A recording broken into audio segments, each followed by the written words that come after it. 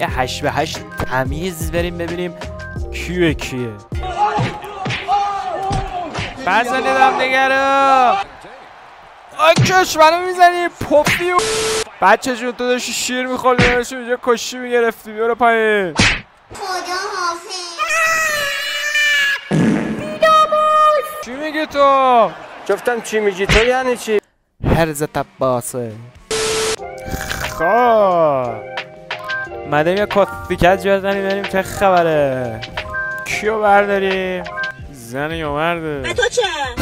یه 8 به 8 تمیز بریم ببینیم کیه. آن چرا تریپله چه؟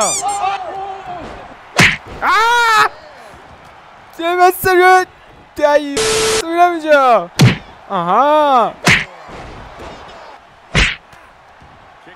بابا دهنت سرویس. او هر کی بره پایین فکر کنم تموم کارش. وای نه خدا بابا.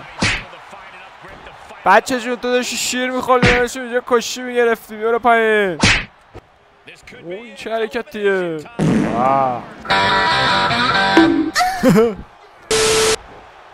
باید یه فن رود بزنیم. اوه بیشرف اسپر زد رو. نه آدم باش باتیستا. آدم باش. نه خدا حافظ. قبول نیست. منو پرت میکنه پایین یه دفعه دیگه. این دفعه پاره‌شون میکنم جون تو. بزنیدم دیگه رو بزنید بکشی. رگستریو جون نجات میدم. عشق داداش بیا کمکم.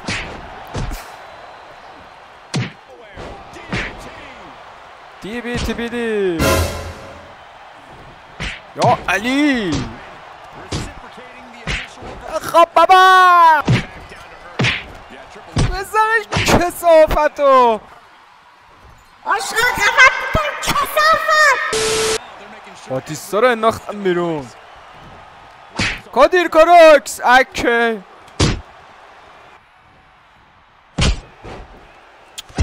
شاید چی میگی تو؟ گفتم چی میگی تو یعنی چی؟ بیا اینجا بکف ان آقا. بابا عوضی به من چیکار داری؟ پوفیوز آکش منو میزنی پوفیوز.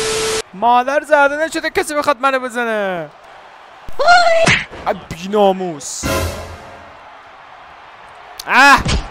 بچه ما بگیرم بزنمش. بی ناموس. اینجا میرم. تریپل اید. آفرین راکو بنداز پایین تا عمو بیاد. بسیارم دیگرم. بندازش پایین.